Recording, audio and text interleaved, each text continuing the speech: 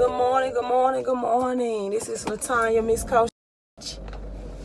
And I'm on my way to the last day of school, right? The last day of school drive to the office. It's a different drive than any other drive. It's summertime in my Will Smith voice. But real quick, 4 reasons why your credit score is not improving or may not be improving. 4 reasons why your credit score may not be improving. Number 1, name variations, right? Name variations. Okay, it said low internet connection. I'll make sure I'm still connected. Name variations. You may have different names reporting on your credit report. You may have different name variations reporting on your credit report. So the first thing you need to do is check your credit report. I always suggest to people, if you don't have a monitoring service that you're already signed up with, to check with creditchecktotal.com. I'm not an affiliate. I don't receive any, compensation or kickback for you signing up with Credit Check Total. It's like $1 for 7 days. If you do not cancel, however, within that 7 days, then it's like $24 or maybe $29 a month. So I advise to people, if you don't want to continue monitoring service that they offer, at least sign up for the $1 trial for 7 days. Number 2, different addresses reporting on your credit report, or old, outdated addresses that you no longer live or receive mail at. Why this is hurting your credit score? Because oftentimes those old addresses are connected to negative accounts. And if you know how to remove those old addresses from your credit report, the disputing process of getting those negative items removed is at a higher rate of success. You'll have a higher rate of success of getting those negative items removed if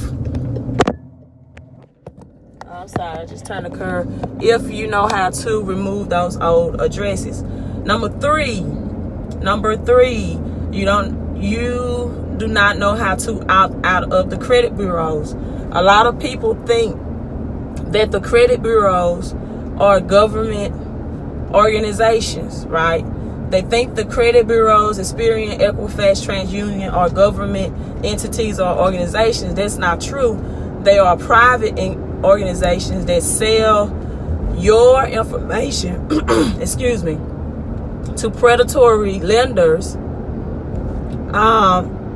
so that these lenders can market to you and entice you to get their loans and services, right? Their loans and services. So you need to know how to opt out of the 3 major credit bureaus, and then you also need to know how to freeze companies that help the credit bureaus verify or validate any information on your credit report. So what I mean by that is the credit bureaus do not have just a validation system in-house that they use. They outsource other companies, like SageStream, for example, that they refer to help validate or verify some of the items that you may be disputing. So you need to know how to freeze those smaller companies and how to opt out the credit bureau for sharing your information with predatory lenders. And that was number 3. Are we on number 4? Number 4, your debt to credit limit ratio is too high.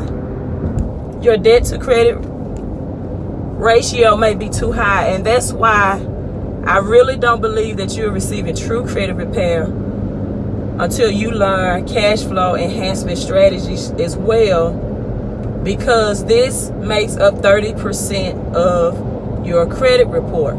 So for example, if you have a $1,000 Capital One card and the balance on that card is $600, then you are in the 60% credit ratio. You want to keep that 30% or lower. You want to keep that 30% or lower. So, for example, that $1,000 credit card would be, good morning, good morning, good morning. $300, or better yet, 0 or less.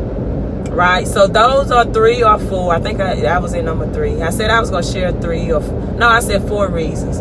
But let me give you another one just in case I didn't hit 4 because I lost track.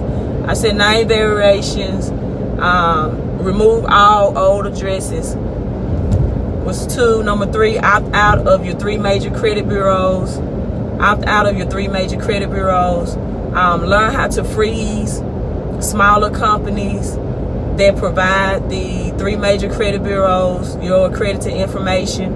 Know that the credit bureaus are not government entities. They are private organizations that make millions and billions of dollars off sharing your credit report and credit scores with predatory lenders. And number 4, keep your ratio on your credit limits 30% or low. So those was 4. I'm gonna give you a 5th one.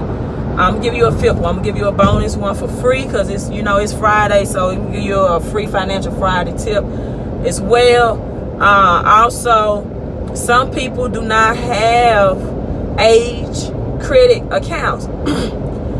For example, I had an account with Discover, a credit card with Discover, and I was upset with Discover that they had posted some late payment fees on my account, and I was so upset that during the phone call I was just like, close the account, I don't want it anymore, close. Well, that didn't stop my balance from being owed on the account, and that hurt my credit history, because anytime you can, so whether you're using them or not, if you have a Best Buy or Navy Federal card or a Sears card, JCPenney, if you're not using them, don't close them. Do not close them. Keep those accounts open. Keep those accounts open so you can have age credit history. Now, for some people, that may be a flip side for them, that they have no established credit, right? They have no established credit, and I like working and dealing with those people because that's a good thing, because all you have to do is learn how to open secure credit cards, build your credit up, and then you'll begin to get flooded with people are just looking for people with good credit or great credit to lend money to at 0% interest rate, and many times. And so if you don't have an established credit, you're in a great opportunity. You just need to know the right secure credit cards to get started with, and you need to pay your bills on time, no late fees, learn how credit works, and learn the mystery of credit and how you read your credit report. So this is Financial Friday. If you want to order the book that teaches these strategies, I recommend the book by Larry King. You can find it on the website www.mycreditispower.com.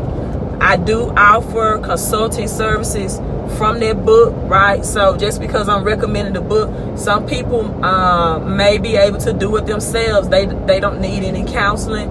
They can read it, they can understand it, they can apply the principles. But I have a lot of people that order the book and then they want me to give them the free consulting or tell them how to use the book for free.